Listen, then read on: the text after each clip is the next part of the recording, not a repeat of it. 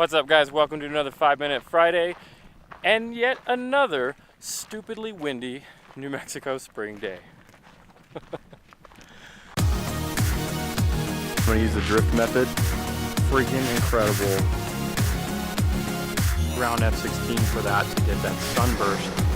So I've got two things on the agenda for today's video. The first being I'm going to test out this Spark, and the second is hopefully some seriously epic visual enthrallment brought to you by these wonderful New Mexico clouds, which you probably can't see right now, but trust me, they're there and they're epic. So we've got about half an hour or so till sunset, but before we get to any of that, we got to get to the spot because it's a little bit of hiking. So let's get to it.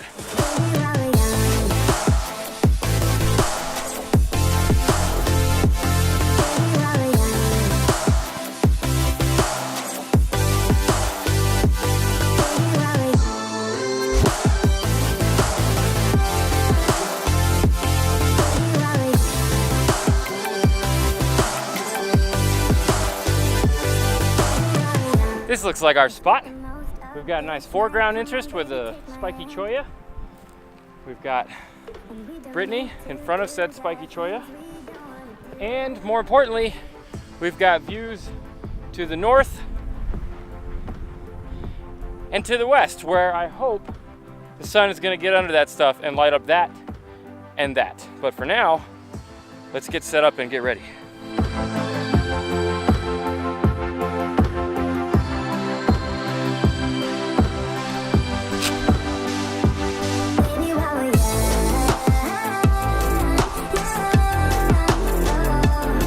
All right, so we're all set up. I've got the Spark here on the 1D. So this is not gonna be a review. This is gonna be my initial reactions. I haven't played with this thing until today. Today's the first day I've had it out. I've had it for like 4 months, and today's the first day I've even taken it out to try it. So the first thing I'm gonna use it for is a time lapse, because the 1DX Mark II does not have a built-in intervalometer like the 5D4 does. So I'm gonna go ahead and test this out for the time lapse. And what I like about it is the ease of that is all I have to do is disconnect this, then I have to hold it down and then wait for it to flash.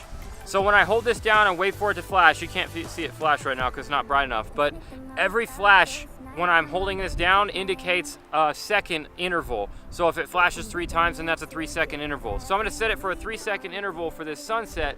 And then as soon as it flashes 3 times, I plug it back in, and as soon as I hit the trigger, it goes. And that's a super fast way, probably the fastest way that I can do a time lapse with the 1DX2. So otherwise I'd have to use my pulse, and the pulse is really great, but it takes just a little bit longer. So let's go ahead and give this a try.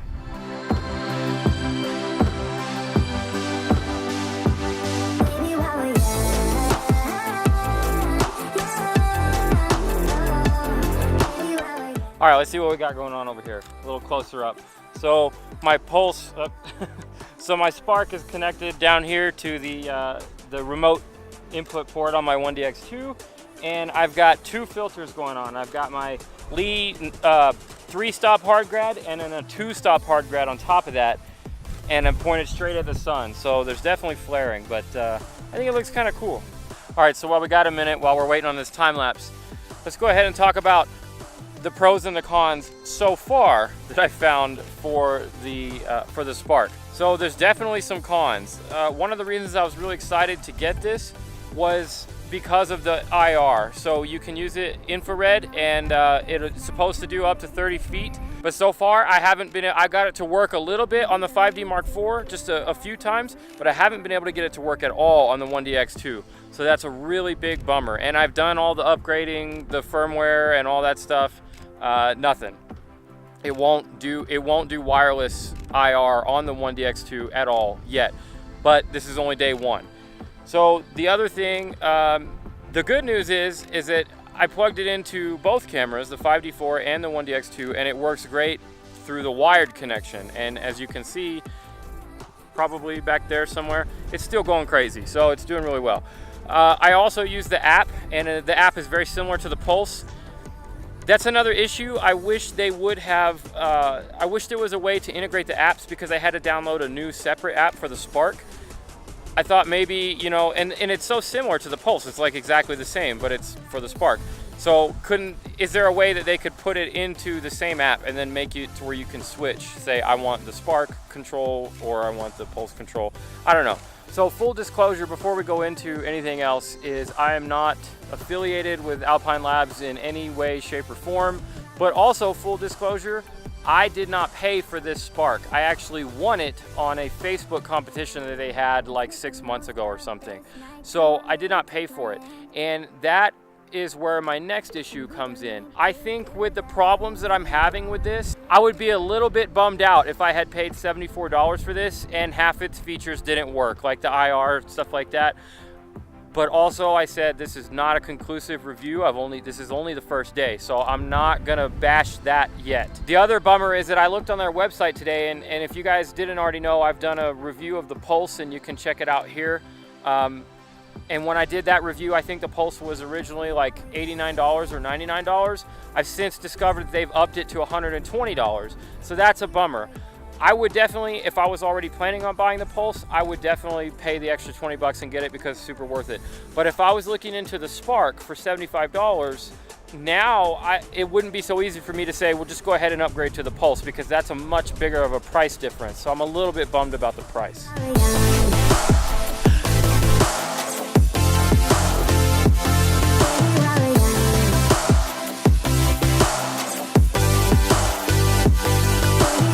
All right, so I'm gonna try one more thing before we wrap it up here. I'm gonna try the long exposure mode. So I've got the Spark down there on my 5D4, and I've got it wired in, and then I'm running the app here, and I've got it in long exposure on bulb mode, and I've set it for a 3-minute exposure. And I set it for a 5-minute exposure earlier, and it stopped after like 2.5 minutes. So I'm not sure what's happening, because down here on my app, it is showing that it's still connected and it hasn't dropped. So I don't know why it would stop in the middle of the set time that I told it to. So that's one more little bit of a frustration issue.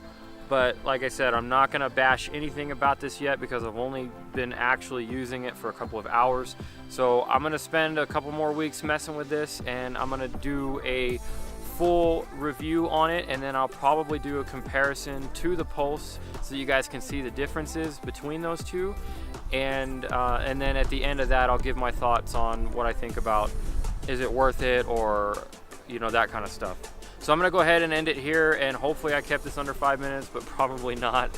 But if you guys like this stuff and you wanna see more, subscribe to the channel. I've got new videos every Tuesday and Friday. And if you have any questions concerning anything I went over or didn't go over about the Spark, leave them in the comments below and I'll definitely answer them. And hopefully I'll be able to throw those into the review as well.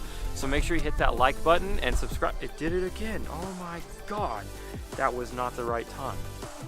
See what I mean? So anyways, hit that like button, subscribe, and I'll see you in the next video.